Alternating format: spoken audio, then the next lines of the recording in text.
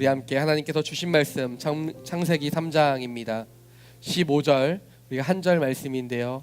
우리 다 함께 큰 목소리로 함께 합독하시도록 하겠습니다. 창세기 3장입니다. 15절 말씀입니다. 제가 가지는 성경으로는요, 구약성경 3페이지입니다. 이렇게 앞에 있는 말씀을 읽을 날이 별로 없죠. 창세기 3장 15절 말씀 우리 함께 큰 목소리로 함께 읽도록 하겠습니다. 시작. 내가 너와 여자 사이에 내 자손과 여자의 자손 사이에 증오심을 두리니 여자의 자손이 내 머리를 상하게 하고 너는 그의 뒤꿈치를 상하게 할 것이다. 아멘. 오늘은 2018년의 12번째 달, 두 번째 날입니다.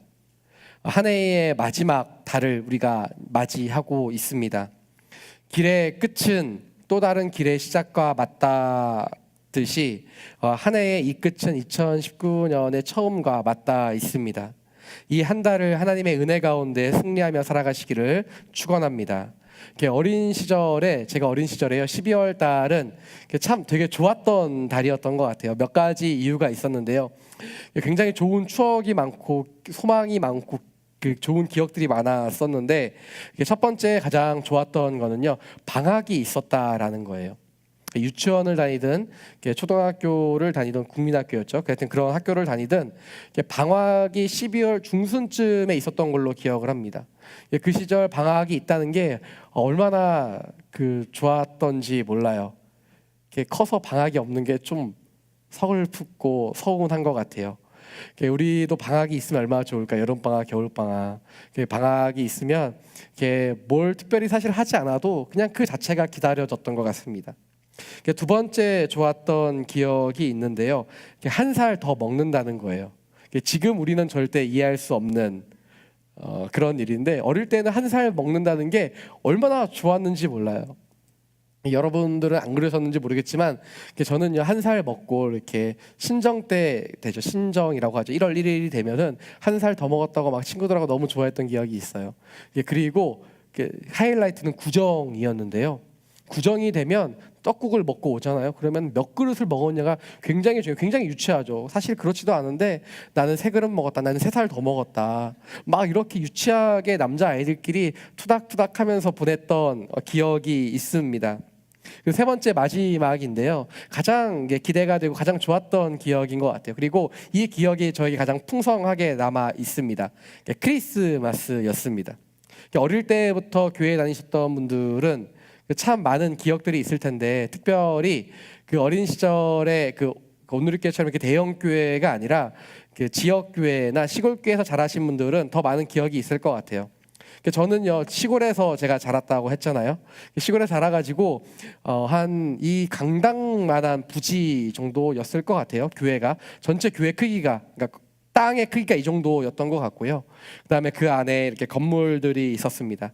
본당과 작은 교육관이 있었는데, 이 거룩한 강단에 감히 신발을 지금 우리가 신고 올라왔지만 제가 신발을 신고 올라갈 수가 없었어요. 그때는 맨발로 양말을 신고 올라갔어야 되고, 그 강단이 또 새빨간색이었어요. 그 당시에는 이 새빨간 강단이 얼마나, 여러분들 어릴 때 교회 안 다니셔 보셨나요? 표정이 무슨 얘기 하나 약간 그런 표정인데, 새빨간 강단에 올라갈 수 있는 유일한 하루가 바로 성탄절 이브였습니다. 그때 올라가서 여러분 그 당시에는 제가 지금과 같지 않고, 제가 지금은 굉장히 이렇게 부끄러워할 줄도 알고, 제가 지금 굉장히 낯가릴 줄도 아는데, 그 당시에는 철부지 시절이라 죄송합니다 이런 표현에서 굉장히 나댔던 시절이 있었어요. 그래서 꼭 연극, 선극 같은 거 하면 주인공 하고 싶어 하고, 막 합창하고, 막 그다음에 뭐 율동도 하고 막 그런 시절이 있었습니다. 그래서 얼마나 그것들을 보통 10월 말부터 이렇게 준비하게 돼요. 선생님들이 모아서 너 이번에 이거 이런 거 할 텐데 막 뭐 하고 이렇게 막 짜고, 얼마 되지 않는 한 20-30명의 밖에 되지 않는 그 학생들을, 어린이들을 데리고 막 2-3개씩 보통 출연을 하게 되거든요. 그래서 막 출연했던 기억이 있습니다. 또 한 가지 크리스마스에 아주 재밌는 추억이 있는데요. 크리스마스 이브 때 그렇게 하면 보통 9시에서 10시 사이에 끝이 납니다. 그리고 한두 시간 정도 논 다음에 11시가 넘어가면 다 같이 선생님의 차를 타고 새벽송을 돌게 됩니다. 가까운 지역에는 이렇게 걸어서 돌게 되고, 좀 멀리 계신 성도님들 집에 가서 새벽에 한 12시, 1시 정도에 가서 막 캐롤송을 부르죠. 고요한 밤 거룩한 밤 기쁘다고 주 오셨네, 막 이런 거 부르면은 성도님들이 이렇게 살짝 주무시다가 준비했던 간식을 이렇게 막 주세요. 간식을 주셔서 그것을 다 수거해가지고 한 2-3시쯤 교회에 들어옵니다. 다시 그러면은 교회 그 바닥이 따끈따끈하게 데펴져 있어요. 위에는 차가운데 바닥은 얼마나 따뜻한지 몰라요. 그럼 거기 앉아서 일부 간식을 빼서 꺼내 먹고, 그리고 일부 나머지 간식들은 또 이렇게 분류를 다 합니다. 그리고 그 다음날 아침에 밤새도록 놀다가 그 다음날 아침에 그 선물로, 성도님들 선물로, 온 교회 성도들의 선물로 이렇게 포장을 조금씩 해갖고 다 나눠 가졌던 기억이 있어요. 얼마나 좋고 얼마나 즐겁고 얼마나 기쁜 그런 추억인지 모릅니다. 그리고 대미는 사실 이게 아니죠. 25일 날 아침에 집에서 이렇게 가면은 항상 있던 게 있는데요. 선물이 있었어요. 크리스마스 선물. 여러분들 가정이 굉장히 어려우셨나요? 이렇게 선물 한번 못 받아보시는 그 표정으로 이렇게 앉아 계시면 어떡하죠? 제 얘기가 너무 재밌어서 이렇게 홀딱 빠져들었다고 믿고 싶어요. 네. 성탄 선물이 있는데 제가 잊지 못하는 성탄 선물 한 가지가 있어요. 어릴 때 가지고 싶어 했던 장난감이 하나 있었습니다. RC카라고 하죠. 컨트롤러로 이렇게 조작을 하면은 자동차가 건전지가 들어서 막 이렇게 돌아다니는 자동차가 있었습니다. 그 당시에는 뭐 좋은 건 아니었고, 그 당시 그래도 비싼 가격이었던 거, 몇만 원이었던 것 같아요. 그래서 그 장난감을 가지고 싶었는데 제가 초등학교 1학년 때쯤이었던 것 같아요. 24일 날 자고 25일 날 아침에 일어났는데 선물이 이렇게 하나 있는 거예요. 그때까지 산타의 존재를 믿고 있었거든요. 굉장히, 지금 봐도 그렇지만 굉장히 순수했습니다. 그 선물이 있어서 막 뜯었는데 알씩한 거예요. 너무 좋아가지고 건전지를 넣고 딱 했는데 작동이 안 돼요. 너무 실망하니까 부모님께서 갑자기 같이 장난감 가게를 가자고. 선물은 산타가 갖다 줬는데 부모님이 장난감 가게를 가자는 거예요. 그때부터였어요. 산타의 존재를 의심한 게. 그 다음 날 이제 가서 RC카로 바꾸지 않고 비비탄 총으로, M16 비비탄 총으로 가지고 와서 친구들에게 마구, 죄송합니다 이런 표현 써서 갈겨댔던 기억이 있어요. 너무 기대가 되고 좋은 추억이 있습니다. 크리스마스 때 각 순별로 이렇게 좋은 거 아니고 비싼 거 아니더라도 선물 같은 거, 작은 거라도 교환하는 시간 꼭 가지셨으면 좋겠어요. 이게 얼마나 나이 먹어서 그런 거 별거 아니라고 생각할지 모르지만 기대가 되고 소망이 되고 얼마나 두근거리는 기억인지 모릅니다. 여러분은 어떠십니까? 12월을 맞이하면서 크리스마스를 이제 한 달도 채 남지 않은 이 시간 속에서 여러분들은 어떤 마음을 가지고 크리스마스를 맞이하고 12월이 어떤 의미로 다가오고 있습니까? 기대가 되고 소망이 되는 것보다 한숨이 먼저 나온다. 나이 먹었다는 증거겠죠. 기대가 되고 소망이 되면 참 얼마나 좋을까요? 예전과 지금은 크리스마스 분위기가 많이 달라진 것 같습니다. 확연히 좀 차이가 나죠. 캐롤송도 많이 출시되고 했었는데 요즘에는 캐롤송 별로 출시되지 않아요. 여러분 기억나시는 분들 많을 거예요. 심영래 씨의 징글벨이라는 캐롤송이 있었어요. 여기 다 모르는 척 하지 마세요, 여러분. 대부분 알고 계신 거 제가 알고 있어요. 흰눈 사이로 썰매를 타고 막 하면서 달릴까 말까 달릴까 막 여러분, 그러니까 모른 척 하시면 굉장히 어려워요. 제가 다 아실 텐데 심영래 씨가 막 그렇게 유쾌하게 했던 캐롤송도 많이 나왔었고, 캐롤송들이 막 무지하게 많이 나왔던 기억이 있고, 그리고 90년대였나요? 머라이어 캐리가 냈던 All I Want for Christmas is You라는 굉장히 유명한, 지금도 많이 불리고 있잖아요. 그런 캐롤송도 많이 나왔는데 요즘엔 별로 캐롤송 나온 것 같지 않습니다. 더 길거리를 다니다 보면은 더 두드러지는 것은 캐롤송도 별로 틀지 않아요. 그리고 예전에는요, 뭐 메리 크리스마스, 엑스마스, 그다음에 기쁘다고 주셨네, 이런 것들이 길거리에서도 많이 볼 수 있었는데 요즘엔 별로 있지 않고 화려한 장식들은 많아요. 그런데 크리스마스가 예수님이 주인이시라는 그런 글귀들이 잘 볼 수 없습니다. 그리고 어떤 그 세계적인 카페에서는 뭐 크리스마스, 엑스마스 이런 것들을 아예 문구를 빼버리기도 했죠. 왜냐하면 기독교적 색채가 너무 강하다고 그것들을 빼기 위해서 그렇게 한 일들도 있습니다. 이제 우리는 이 크리스마스를 눈앞에 두며 하나님께서 이 크리스마스를 계획하신 그때로 들어가고자 합니다. 그 말씀의 때로 우리가 들어가고자 하는데요. 크리스마스가 언제부터 그 계획되어 있었는가? 바로 창조의 때부터. 창조가 된 이후에 그 얼마 지나지 않은 시간부터 하나님께서 우리에게 크리스마스를 선물로 허락하셨다라고 성경은 이야기하고 있습니다. 태초의 땅으로 들어가게 되면요, 그 땅에는 창조만큼이나 오늘 본문과 같이 엄청난 일들이 일어나고 있습니다. 하나님께서 세상을 창조하십니다. 하늘의 빛과 어두움을 만드시고 식물과 동물들을 만드시고 나무와 바다와 물고기들과 땅과 자연의 모든 것들을 다 창조하십니다. 그리고 마지막으로 하나님께서는 우리가 우리의 형상대로 사람을 만들기로 결론 지으시고 사람을 만드십니다. 이것이 성경이 말하는 창조의 모습이죠. 그리고 하나님께서는 남자가 혼자 있는 것이 보기에 좋지 않아 여자라는 존재, 아주 좋은 존재를 만드십니다. 그리고 그 둘이 함께 생활하며 결혼하게 되죠.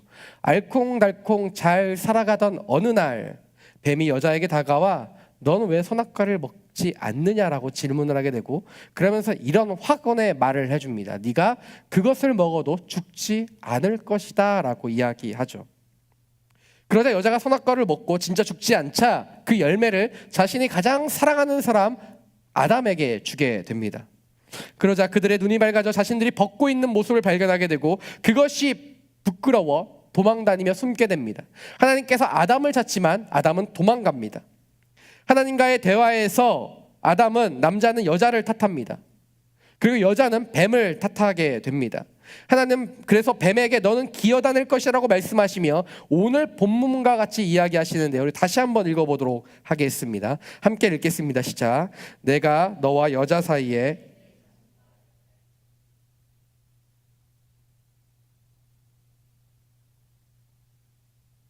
상하게 할 것이다. 오늘 본문 말씀을 통해 볼 수 있는 첫 번째는요, 우리가 서로 용서하며 살아가야 된다라는 사실입니다. 하나님께서는 죄가 들어오게 된 이유에 대해 남자에게도 묻고 여자에게도 묻습니다. 하지만 묻지 않는 존재가 있는데 뱀에게는 묻지 않고 바로 결론지어 이야기하십니다. 오로지 뱀에 대해 처벌만을 말씀하십니다. 사람과 뱀에게 대하시는 하나님의 태도가 너무 다른 것이죠. 사람이 죄를 지었어도 그들에게 내가 왜 숨었느냐, 내가 선악과를 먹었느냐라고 물으시는 그 질문을 왜 사람에게 하셨을까요? 죄를 추궁하기 위함이었을까요? 그렇지 않습니다. 하나님께서 듣고 싶었던 말이 있어요. 아담아, 네가 왜 그 열매를 먹었느냐? 하나님, 제가 잘못했습니다. 하나님, 제가 하나님께서 먹지 말라고 하셨는데 제가 먹을 수밖에 없었습니다. 주님, 제가 너무 죄송합니다라는 이야기를 듣고 싶으셨는데, 하와야, 네가 왜 먹었느냐? 주님, 죄송합니다. 제가 뱀의 계략에 넘어가긴 했지만 제가 먹고 말았네요. 주님, 하나님 너무 죄송해요. 용서해 주세요라는 그 말을 듣고 싶었는데 그들은 그 이야기를 하지 않습니다. 사람이 죄를 지었지만 그 죄에 대해 회개하기를 원하시는 하나님 아버지의 마음이죠. 그런데 남자나 여자나 공통적으로 무엇이라고 이야기하느냐? 창세기 3장 11절부터 13절까지의 말씀이 있는데요, 우리가 한 목소리로 함께 읽도록 하겠습니다. 시작. 하나님께서 말씀하셨습니다. 누가 내게 내가 벌거벗었다는 것을 말해 주었느냐? 내게 명령한 그 나무 열매를 내가 먹었느냐? 아담이 말했습니다. 하나님께서 함께하라고 제게 주신 그 여자가 그 나무 열매를 제게 주어서 제가 먹었습니다. 여호와 하나님께서 그 여자에게 말씀하셨습니다. 내가 어째서 이런 일을 저질렀느냐? 여자가 말했습니다. 뱀이 저를 꿰어서 제가 먹었습니다. 아담이 하나님의 질문에 대답합니다. 하나님께서 함께하라고 주신 그 여자 때문에 내가 먹었습니다. 여러분, 자매님들, 이런 형제 만나지 않게 되기를 축원합니다. 이게 무슨 비겁한 행동과 말인지 모르겠어요. 그런데 사실 이 아담의 말에는요, 더 비겁한 대사가 있어요. 잘 보면요, 나는 원하지 않았는데 하나님이 그 여자 주지 않았습니까? 누구 책임이에요? 하나님 책임이라는 거예요. 세상에 어떻게 이런 일이 있을 수 있을까요? 결국에는 하나님 당신이 책임지셔야 한다라고 이야기하는 겁니다. 하나님이 그렇게 하지 않았습니까? 죄는 자신이 지어놓고 책임 하나님 보고 지라는 거예요. 회피하는 것이죠. 책임을 돌리는 것입니다. 죄의 모습이 이렇게 부끄럽고 수치스럽게 하고 자기 자신을 두렵게 하는 것이 바로 죄의 모습입니다. 그리고는 자신의 아내를 탓합니다. 그 여자가 주었습니다. 대사가 심상치가 않아요. 내가 사랑하는 하와가 주었습니다. 이렇게 돼야죠. 그 여자가 주었습니다. 이거 얼마나 3인칭으로 이야기하고 있지 않습니까? 나랑 관계없는 그 사람이 말한 것처럼 그 여자가 주었다라고 이야기합니다. 그리고 여자는 뱀이 저를 깨어서 제가 먹을 수밖에 없었다라고 이야기합니다. 여기서 중요한 사실 우리는 하나를 보게 되죠. 남자든 여자든 나이가 많든 적든지 간에 창조가 누가 먼저 됐든지 상관없이 죄의 모습은 회피하게 한다라는 것입니다. 모두 똑같이 반응합니다. 죄 앞에서 회개하기보다는 뻔뻔해지고 인정하기 싫어하고 도망가고 싶어 합니다. 하지만 하나님이 원하시는 모습은 죄의 추악한 모습 앞에서 하나님 제가 잘못했다라고 하는 회개의 모습입니다. 남 탓을 하는 게 아니죠. 오히려 자신의 잘못을 뉘우치고 그런 모습을 하나님 앞에서 보여줘야 하는 것입니다. 사실 동산 중앙에 있는 선과 악을 알게 하는 나무의 열매를 먹지 말라는 말 누가 들었습니까? 아담이 들었습니다. 하와는 하나님께 들었다라는 이야기가 성경에 기록되어 있지 않습니다. 하와가 창조되기 전에 하나님께서 아담에게 말씀하셨습니다. 그러면 남자답게 아주 멋있게 드라마처럼 하나님 죄송합니다. 제가 하와에게 잘 전달하지 못한 것 같아요. 하나님 저를 용서해 주세요. 사실 하와가 먹은 게 죄가 아니라 제가 잘못 알려준 게 죄입니다라고 했으면 성경이 얼마나 멋있었을까요? 네, 하나님께서 제게 주신 그 여자가 저를 먹게 했더라고. 이렇게 이야기하는 아담의 모습, 도망가고 싶어하고 이렇게 회피하고 싶어하는 마음이 너무나도 많았습니다. 하와도 그렇죠. 하와가 하나님 제가 잘못했습니다. 뱀이 아무리 유혹해도 넘어가지 말았어야 되는데 주님 죄송합니다. 이랬으면 얼마나 좋았을까요? 하나님은 바로 이런 모습을 우리에게 바라시는 겁니다. 우리가 죄 앞에 있을 수 있습니다. 우리가 죄 지을 수 있습니다. 하지만 하나님 앞에 정직하게 우리의 죄를 고백하는 저와 여러분의 삶이 되시기를 축원합니다. 저는 저와 여러분이요 죄의 추악한 모습에서 도망가지 않고 하나님 앞에 나아가시기를 원합니다. 그리고 남 탓이 아니라 내 탓을 했으면 좋겠습니다. 그 사람 때문이 아니라 내가 그렇게 선택했다라고 고백할 수 있었으면 좋겠습니다. 원인을 제공했다 할지라도 인내하지 못한 것은 내 잘못이죠.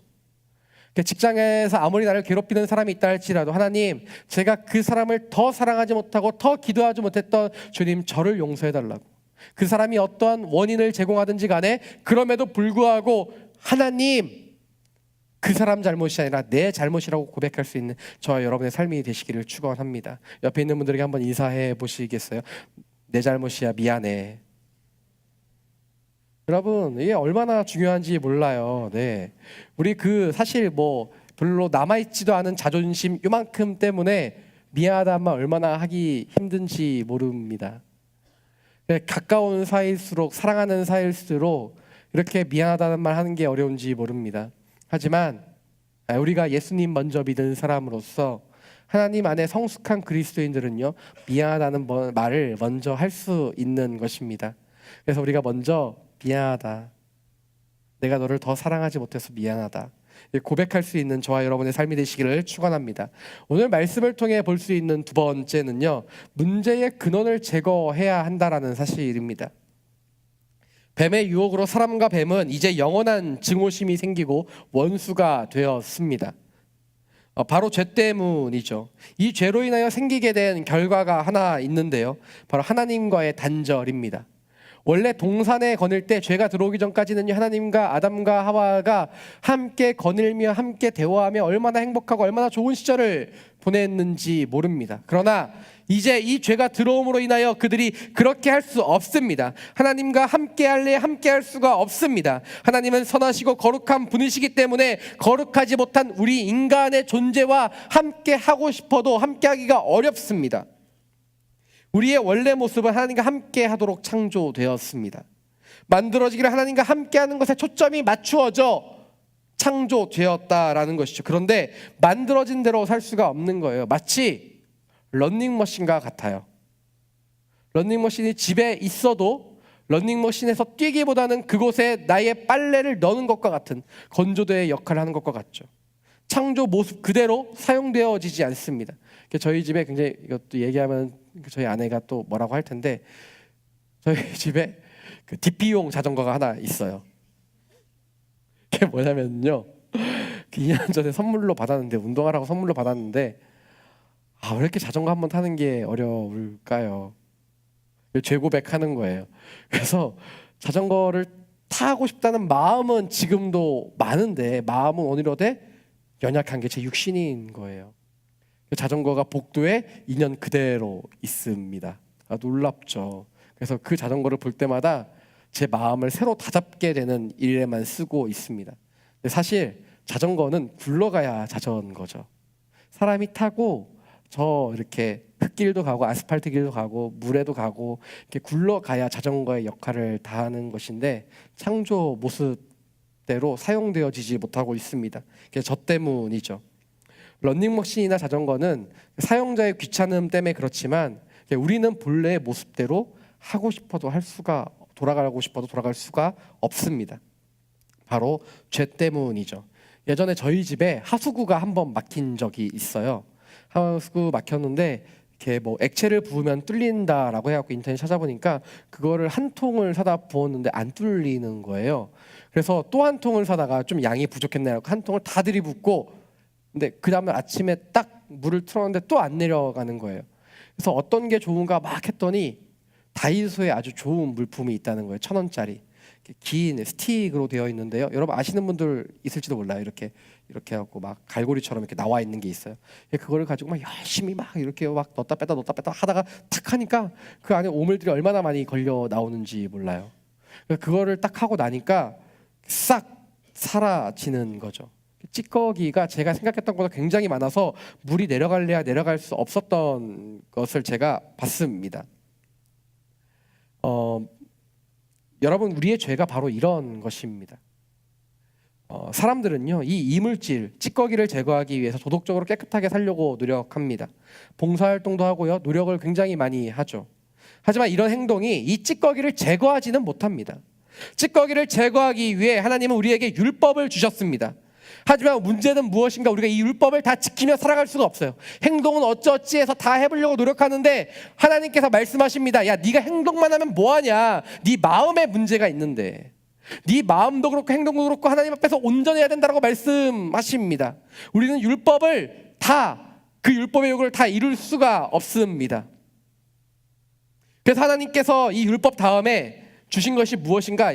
제사를 지내도록 하셨어요. 그래서 제물에 대고 기도를 하고 제물을 바칩니다. 내 죄에, 하루 동안 있던 죄, 내 며칠 동안 있던 죄를 동물이 다 가지고 죽습니다. 근데 문제는 무엇인가? 내 죄가 회개해도 끊이지 않는 거예요. 그러면서 쌓이게 되는 건 무엇인가? 동물의 죽음의 수만 쌓이게 되는 것입니다. 완전한 해결을 하지 못합니다. 그래서 사람이 해결할 수 없기 때문에 하나님께서 해결하시는 것이죠. 여러분, 내가 해결할 수 있는 문제가 있고 없는 문제가 있습니다. 이걸 잘 파악하셔야 됩니다. 죄의 문제를 우리가 아무리 깨끗한 척하고 열심히 살아간다고 해서 해결되지 않습니다. 해결되지 않는 문제는 하나님께 빨리 가지고 나오는 게요, 지혜롭고 현명한 길입니다. 하나님께서 예수 그리스도를 통해 해결하십니다. 하나님께서 스스로 인간의 몸으로 오시고 십자가에 못 박혀 죽으심으로 말미암아 제물이 되셨고, 그 피로 말미암아 우리의 죄가 씻겨집니다. 유한한 인간의 생명이 영원한 삶으로 변화되는 부활의 능력을 예수님께서는 보이십니다. 하나님은 우리 진짜 문제에 그래서 관심이 있으셨던 거예요. 사람은요, 그 당시 예수님께서 오셨던 때의 사람들은요, 어떻게 하면 로마로부터 빨리 해방될까에 관심이 있었습니다. 아담과 하와는 이제 내가 땀을 흘려야 먹을 수 있고, 내가 출산을 하기 위해서는 출산의 고통을 당해야 된다, 이런 문제에 관심이 있었을지도 모릅니다. 에덴 동산에 있을 때는 먹고 사는 문제가 걱정이 없었는데, 이제는 에덴 동산에 나가게 되면 먹고 사는 문제에 대해서 고민했을지도 몰라요. 우리가 살아가는 삶의 문제들을 고스란히 안고 살아갔을지도 모릅니다. 질병의 문제, 죽음의 문제, 우리가 살아가는 모든 삶의 불안한 요소들마다 그들도 똑같이 가지고 살아갔을지도 모릅니다. 그런데 하나님께서 관심 가졌던 주제는 무엇인가? 우리가 영원한 하나님과의 단절에서 다시 이어지는 것에, 우리가 영원한 죽음에서 영원한 생명으로 가는 것에 하나님은 관심이 있으셨다라는 것입니다. 우리는 자꾸 세상의 문제에 기웃거립니다. 하지만 하나님은 세상의 문제가 아니라 영원한 근원적인 문제를 우리에게 계속 던지십니다. 하나님의 관심은요, 그래서 우리의 삶에 하나하나 다 관심이 있으세요. 맞습니다. 하지만 더 깊은 관심은 무엇인가? 우리의 죄의 문제에 관심이 있으세요. 너 그렇게 죄 짓고 살아도 되겠니? 그러면 나와의 관계가 더 멀어질 텐데 너 그렇게 살아가면 안 되지. 하나님 우리 죄에 대해 관심이 있으세요. 우리의 영적인 문제에 관심이 있으십니다. 네가 영적으로 이렇게 다운돼 있고 힘들어하고 기근이 생겼는데 너 어떻게 살아가려고 그래? 너 나와 함께 해야 되지 않겠니? 너에게 영원한 생명을 지금 주어졌다 할지라도 네가 나와 함께 날마다 매일의 삶 가운데에 순간순간마다 살아가지 않으면 그렇게 힘들 텐데 너 어떻게 하려고 그러니? 우리는 유한한 이 세상의 문제에 관심을 두고 계시지만 하나님은 영원한 삶에 대해 관심을 가지고 계시다라는 사실이죠. 그래서 우리는 하나님의 관심에 나의 초점을 맞춰야 합니다. 그러면요 우리가 보이기 시작해요. 내 죄 문제가 보이기 시작하는 거예요. 내 영적인 기근이 보이기 시작합니다.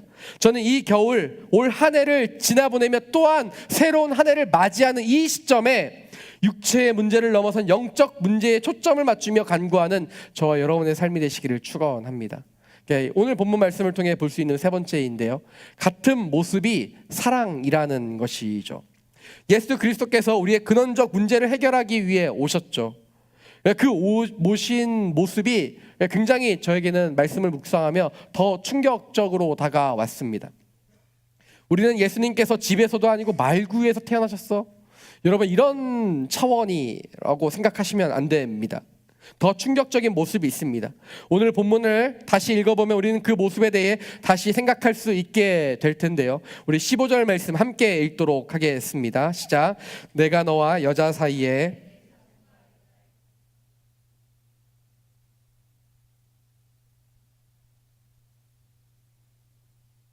오늘 본문은 예수 그리스도께서 사탄의 모든 계략을 부수고 승리하는 모습을 예표한 말씀입니다. 여자의 자손이 너의 머리를, 사단의 머리를, 뱀의 머리를 상하게 할 것이다. 그리고 그가 너의 발 뒤꿈치를 물게 될 것이다 라고 이야기합니다. 여기에서 여자의 자손이 바로 예수 그리스도이죠. 예수 그리스도께서 여자의 후손으로 오신다. 그런데 그분은 하나님이십니다. 하나님께서 인간의 모습으로 오신다. 우리가 너무 다 잘 알고 있는 사실입니다. 그런데 인간의 모습이 어떤 모습입니까? 하나님의 형상대로 지음을 받은 존재는 맞지만 지금 이 말씀을 하고 있는 그때 인간의 모습은 어떠냐는 거예요. 차라리 하나님께서 죄를 짓기 전에 예수 그리스도를 너에게 보내줄 거야. 여자의 후손으로 태어나게 할 거야. 죄를 짓기 전에 그렇게 말씀하셨다면 그래도 어느 정도 이해가 될 것 같아요, 저는. 그런데 오늘 이 시점, 이 말씀을 하고 있는 이 시점이 언제인가? 바로 인간이 죄를 짓고 난 직후의 말씀이라는 것이죠. 그런데 사람과 같은 모습으로 오시겠다고 합니다. 죄를 짓기 전의 모습도 아니고 죄가 인류 안에 들어와 그 죄로 인하여 타락하고 하나님과의 모든 관계가 깨어진 인간의 모습으로, 같은 모습으로 오시겠다라고 말씀하십니다. 여러분 이 사실이 우리에게 얼마나 놀라운 사실인가를 우리는 깨달아야 합니다. 그분이 이 모습으로 오신 건요, 새롭게 모든 걸 다시 창조하려면 힘들기 때문에, 귀찮기 때문에 그러신 게 아니에요. 그분이 말씀하시면 이 세상은 지금 한순간에 모두 없어지고 다시 한순간에 모든 것이 다 창조될 수 있습니다. 그런데 그분은 그렇게 하지 않으시고 굳이 인간의 죄된 모습으로 오시겠다라고 말씀하시는 것이죠. 그분이 죄로 물들어버린 이 세상에 오신다는 것, 그리고 그 죄를 범한 인간의 모습으로 오신다는 그것이 얼마나 충격적이고 은혜인지 모릅니다. 이 사실이 저는 저와 여러분 가운데에 가장 큰 은혜가 되기를 축원합니다. 성령 충만하면요, 몇 가지 특징들이 나타나게 되는데요. 그 중에 한 두 가지 정도만 이야기하자면, 먼저는 예수 그리스도가 우리의 구주임을 고백하게 됩니다. 믿기지 않았던 예수님이 믿기게 되는 거죠. 두 번째는요, 우리의 죄가 보이기 시작한다라는 거예요. 이전에는 괜찮았던 것들이 괜찮지 않게 됩니다. 예전에 그 아울리치를 갔던 적이 있어요. 아울리치 가면 요즘에는 많이 좋아졌지만 예전에는 이렇게 자는 환경이나 씻는 환경이나 화장실이 굉장히 좋지 않은 환경들이 많이 있었습니다. 화장실을 이제 처음 갔는데 범접하기 쉬운 곳은 아니었어요. 화장실은 존재하였지만 그곳에 들어가는 사람은 많지 않았습니다. 우리가 흔히 푸세식 혹은 재래식이라고 하죠.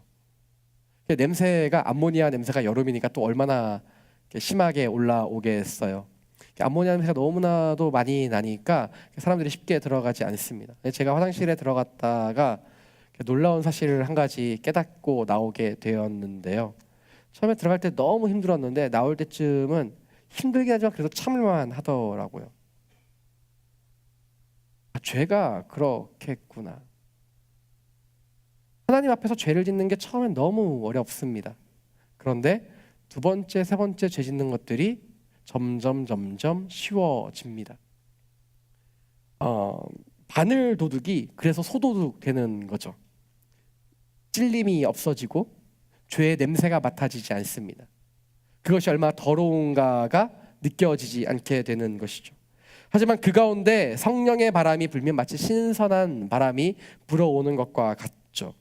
그러니 거룩하신 하나님께서 이 더럽고 추악한 인간의 모습으로 오신다는 것, 여러분, 그것이 우리가 말도 안 되는 예를 들었지만 얼마나 말이 안 되는 이야기인지를 여러분 깨달아야 합니다. 창조주가 피조물의 모습으로 온다는 것은 말도 되지 않는 일입니다. 하지만 그분이 우리와 같은 모습으로 여자의 자손으로 오신 이유가 무엇인가? 그것은 바로 우리를 사랑하시기 때문입니다. 우리를 그냥 내버려 둘 수 없었기 때문입니다. 우리에게 존재하는 죄를 해결하고 깨어진 관계를 중재해 하나님과의 화합을 만들어 주시기 위해 예수님은 오신 것입니다. 그리고 그렇게 하기 위해서 예수님에게 필요한 조건이 있었어요. 한쪽은 하나님의 모습이어야 되고 한쪽은 하나님의 인간의 모습이어야 합니다. 인간의 모습도 완벽하게 이해가 되어야 되고 하나님의 모습도 완벽하게 이해가 되어야 합니다. 한쪽 손에 하나님의 손을 잡고 한쪽 손에 인간의 손을 잡아야 합니다. 그래야만 하나님과 우리의 관계가 다시 이어지기 때문이죠. 그래서 하나님께서는 그 중간자의 입장으로 오시며 중재하시기 위해 인간의 모습으로 온 것입니다. 빌립보서 2장 6절에서 7절 말씀을 보면요, 이렇게 기록되어 있습니다. 그분은 본래 하나님의 본체셨으나 하나님과 동등됨을 기득권으로 여기지 않으시고 오히려 자신을 비워 종의 형체를 가져 사람의 모양이 되셨습니다. 종의 형체를 가지고 오신 예수님, 바로 저와 여러분을 위한 하나님 아버지의 사랑입니다. 포기하지 않으시는 사랑. 죄인의 모습이 되었어도 여전히 나를 사랑하시는 그 아버지의 넓은 품이 우리를 기다리고 있습니다. 탕자처럼 집을 나가도 주님은 기다리십니다. 요나처럼 불순종해도 주님은 기다리십니다. 끝까지 추적하시는 사랑 안에 거하며 그 사랑을 깊이 체험하는 저와 여러분의 한 주가 되시기를 축원합니다. 마지막입니다. 하나님의 계획이 곧 사랑이라는 것이죠. 예수 그리스도께서 우리를 사랑하신다는 사실, 그 사실은 우리와 같은 모습으로 오셨다는 것 외에도 한 가지 사실이 더 있습니다. 오늘 이 말씀의 상황과 연관이 되어 있는데요, 말씀드린 것처럼 아담과 하와가 뱀을 통하여 죄를 지었습니다. 선악과를 먹은 거죠. 그리고 그 결과로 죄가 들어오고 더 이상 창조 때의 모습으로 살아갈 수 없게 되었습니다. 바로 이때입니다. 죄가 들어온 직후 인간이 영원한 죽음을 맞이할 수밖에 없는 이때에 하나님은 영원한 생명을 준비하신다라는 것이죠. 바로 크리스마스를 하나님께서 준비하시는 겁니다. 간혹 제게 이런 질문을 하는 분들이 가끔 있으세요. 하나님이 선악과를 왜 만드셔서 우리에게 죄를 짓게 하고 우리가 이렇게 힘들게 살아가게 하느냐, 여러분, 이게 어떤 질문과 똑같냐면요, 하나님께서 이 여자를 제게 주셔가지고 이 아담의 대답과 똑같은 거예요. 하나님, 왜 여자를 주셔서 죄를 짓게 하셨습니까? 그렇게 질문하는 분들은요, 나에게는 자유의지가 필요 없다라고 이야기하는 것과 꼭 같습니다. 내게는 선택권이 없어도 됩니다. 난 로봇처럼 살아가도 됩니다. 혹은 동물처럼 자유의지가 없어도 된다라고 이야기하는 것과 같습니다. 하나님께서 하나님의 형상대로 지으면서 우리에게 놀라운 축복을 주셨는데 그것이 바로 자유의지입니다. 이 자유의지로 우리는 선택할 수 있습니다. 선악과를 먹을 수도 있고 먹지 않을 수도 있습니다. 선택은 내가 해놓고 자꾸 하나님 탓을 해요. 선택하기 전 하나님이 먹지 말라고 하셨는데 하나님 먹어도 될까요? 라고 물어보지도 않았습니다. 하나님은 먹으면 안 된다고 하셨는데 선택은 내가 해놓고 자꾸 하나님 탓을 하는 거죠. 그래서 이 사건의 본질은 인간이 하나님과 같아지고 싶어 했던 그 마음에서 비롯되었다는 게 본질입니다. 그 죄의 문제가 인류에게 대두된 것이죠. 이 죄의 문제는요, 죽음의 문제이고 실패의 문제입니다. 넘어진 거예요. 그때 멈췄어야 되는데 멈추지 않은 게 화근이 된 것입니다. 인류에게 재앙과 같은 일이 있고 난 뒤 하나님은 인간을 구원할 구원의 계획을 오늘 본문을 통해 말씀하십니다. 바로 죄가 이 세상 가운데, 인류 가운데 들어오고 난 직후입니다. 내가 선택하면 내가 책임져야 되는 게 맞죠. 인간의 욕심과 교만함이 죄를 불러왔다면 영원한 죽음으로 그냥 가는 게 맞습니다. 하지만 하나님은 너희가 책임지지 마, 내가 너희를 위해 책임질게라고 말씀하십니다. 하나님은 계획을 말씀하십니다. 가장 완벽한 때, 가장 완벽한 방법으로 승리할 그 날이 올 거라고 뱀에게 이야기합니다. 사탄은 그 계획이 이루어지지 않기를 바랬어요. 그래서 헤롯 대왕을 통해서 예수님이 탄생하는 것을 저지하려고 모든 아이들을 다 죽여버립니다. 갓난아이들을 다 죽여요. 하지만 하나님의 계획은 흐트러지지 않습니다. 하나님의 계획은 사탄의 방해가 있든지 없든지 간에 계속 진행되어집니다. 그리고 하나님은 완벽하게 예수 그리스도의 승리를 허락하셨습니다. 이것이 하나님 아버지의 사랑입니다. 아담과 하와는 죄로 인하여 자신의 수치를 발견하게 돼요. 선악과를 먹게 되자 자신의 수치스러운 모습을 발견하게 됩니다. 자신이 발가벗고 있다는 사실을 발견하게 되었다고 성경은 기록하고 있습니다. 자신의 부끄러움을 발견하게 되는 거죠. 또한 그 수치를 감추고 자신이 인정하기 힘든 죄의 사건을 하나님과 다른 사람과 다른 존재에게 돌리게 됩니다. 그 돌리게 되는 이유는요, 두려움 때문이었어요. 죄를 지었다는 두려움. 그 두려움이 자신을 속박한 것입니다. 하지만 주님은 이 모든 두려움과 수치심 앞에 있던 아담과 하와를 사랑으로 덮을 계획을 말씀하세요. 죄를 지었지. 너희가 영원한 죽음으로 가게 될 거라고 말씀하지 않습니다. 여자의 후손, 너의 후손이 이 모든 죽음으로부터 승리하게 될 것이라고 말씀하십니다. 그리고 우리의 원수가 될 수밖에 없는 뱀, 우리의 그 원수를요, 하나님의 원수로 삼으세요. 여러분, 이게 얼마나 큰 은혜인지 모릅니다.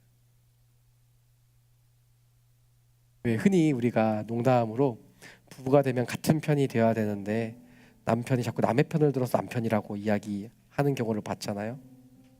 근데 하나님은요, 우리 편이 되어 주시는 거예요.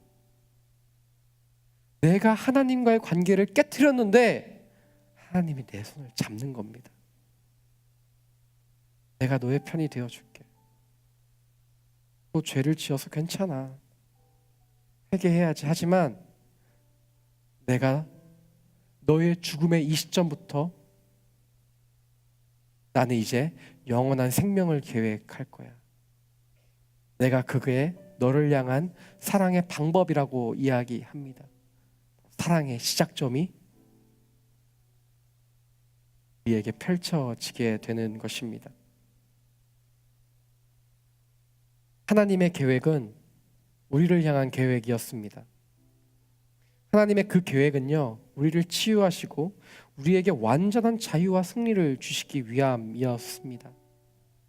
그러므로 나는 길이요 진리요 생명이다라고 말씀하신 예수 그리스도의 그 말씀이 우리가 가야 할 길이고 믿어야 할 진리고 우리의 생명이 되는 것입니다. 사랑하는 여러분, 동일하게 우리의 자리에서도 하나님은 동일하게 말씀하십니다. 너의 수치의 자리가 있니? 내가 너를 그 자리로부터 이끌어낼 거야. 나도 모르게 그 수치스러운 자리와 비슷한 상황이 되풀이되면 여러분 발끈하게 되고 도망가고 싶은 감정이 들 때가 있으십니까?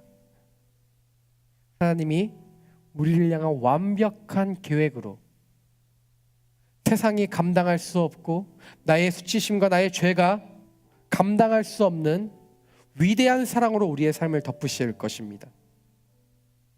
그러므로 사랑하는 여러분, 나를 힘들게 하고 어렵게 하는 사람들 우리가 사랑할 수 있는 것입니다. 왜냐하면 하나님은 내 편이기 때문이에요. 나의 원수된 뱀과도 영원한 원수가 되신 하나님, 자신의 자녀의 아픔을 그 자리에서 모른 척하지 않으시고 완벽하게 내 편으로 딱 달라붙어 나를 대변하시는 하나님. 힘들고 어렵게 하는 사람이 있으십니까? 여러분, 우리가 용서할 수 있는 이유가 여기 있어요. 나를 힘들게 하고 어렵게 하는 사람들, 여러분 그 사람들은 하나님을 모르기 때문에, 하나님 아버지가 얼마나 내 편인지를 잘 모르기 때문에 그렇게 하는 거예요. 그래서 우리는 불쌍히 여길 수 있는 하나님의 아버지의 마음을 가져야 하는 것입니다. 하나님, 우리가 수치를 당하고 우리가 잘못된 선택을 한 그 자리에서부터 우리를 일으켜 세워주십니다. 탕자의 아버지는요, 탕자를 언제부터 기다렸을까요? 불효 막심한 놈을. 그가 집을 떠나가는 그 문지방을 넘는 그 순간부터 아버지는 탕자를 기다리지 않았을까요? 하나님이 동일하게 그 사랑으로 우리에게 다가오십니다. 하나님은 우리의 선택의 잘못된 바로 그 지점부터, 우리 수치의 바로 그 지점부터 우리를 다시 일으키시고 우리 회복을 계획하고 계십니다. 하나님의 바로 온전한 그때, 하나님의 완벽한 승리는 우리를 향한 사랑에서부터 시작한다라는 것이죠. 사랑하는 여러분, 이 겨울 우리가 따뜻하게 지낼 수 있는 것은 하나님이 우리를 사랑하시기 때문입니다. 실패가 없는 사랑이 우리의 삶을 덮을 줄 믿습니다. 그 넓고 크고 위대하신 사랑이 우리의 모든 수치와 부끄러움과 두려움을 이기게 할 줄 믿습니다. 오늘 이 시간 우리가 그 마음을 담아 함께 찬양하며 나아가면 좋겠습니다.